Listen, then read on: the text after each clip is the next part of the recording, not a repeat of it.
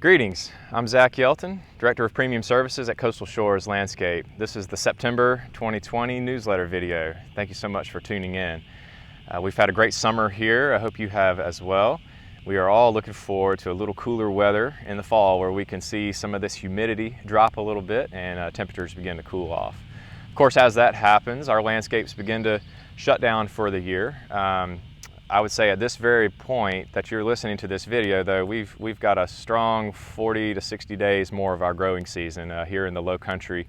We're growing grass and plants well in through October. So if you've still got thin areas in your lawn, areas that may need a little more recovery time, even some of your plants that you hope to fill out a little more, there's definitely still hope for that with the long growing seasons that we have.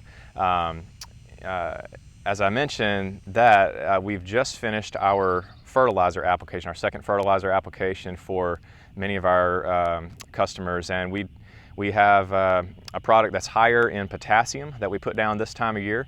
Potassium is proven to help develop roots, strengthen roots. It's vital for root growth and development, so it's not going to produce as much vertical shoot growth, but it will definitely help strengthen your root system underneath the soil. And as you know, we've had a long, stressful summer in more ways than one here.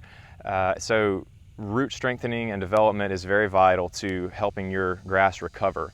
So when we talk about recovery from summer stress, that's one of the best things that we can do. So the products that we've just finished putting down are slow released over time, over about 90 days, and that potassium will introduce itself into the soil and become available for your grass to use and take up and help strengthen those roots.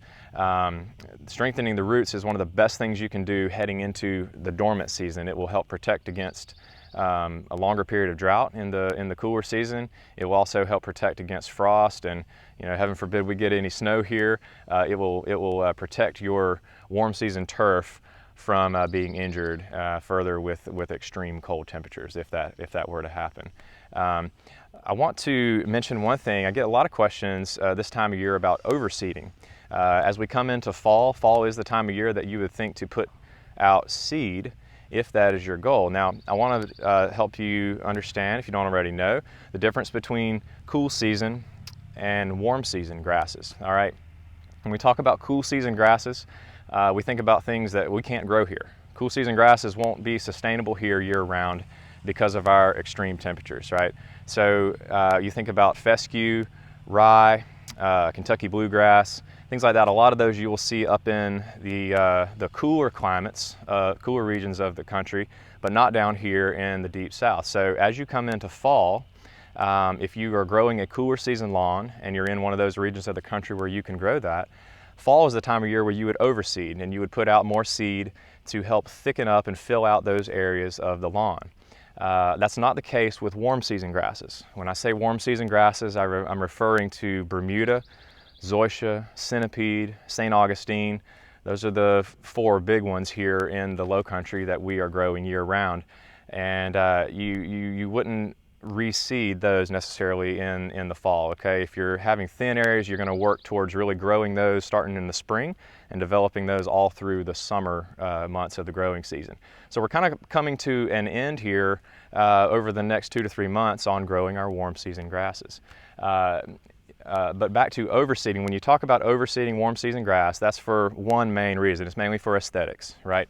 You would see golf courses do this on their greens and tees, sometimes even their fairways. And you would see larger communities do this maybe out along the major highways here, just for aesthetics, just to keep a green look year-round. So if you're driving up and down Highway 278 and you see in the middle of December or January that bright green glowing grass is beautiful, beautifully striped, those folks have put down a type of intermediate or perennial ryegrass.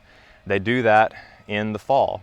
And you would grow that and develop it so that you have a seamless transition from a warm season grass into the cooler season, and you have green color year round. So that's the beauty of it. You typically don't see overseeding with a cool season grass in our residential lawns. If you ever see that, that would be the exception. So if you have more questions about that, please feel free to reach out. But we do get a lot of questions about overseeding. A lot of folks are used to growing and seeing cool season grasses grow, especially if you've come from an area, a cooler climate area of the country that can grow things like fescue and bluegrass and rye. So hopefully you know a little bit more about that now than you did before. Please don't hesitate to reach out though. One thing as we come into fall that we are really promoting is pre-emergent herbicide. Okay, we have cool season weeds like Poa annua, which is annual bluegrass. We also have chickweed, clover, things like that that start to germinate once the soil temperature drops below 70 degrees. That won't happen here until mid to late October, but we are watching those soil temperatures. We want to go ahead and be talking to you about that now so you can be thinking about it. Our maintenance agreements, those packages, most of them don't include pre-emergent herbicides. If you are interested in that, please call the office, please contact us and get that set up and on the schedule though, because those are things that can really help prevent a lot of those really tough lawn weeds as we come into the winter months. Other than that, we're still in the mode of looking for insect control right now. We're seeing a lot of mole cricket activity still and caterpillar damage for things like cutworms and armyworms.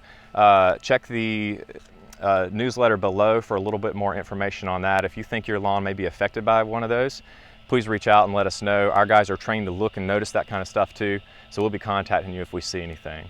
All right, I know that was a lot of information. Hopefully you're still with us. If you are, thanks so much for watching.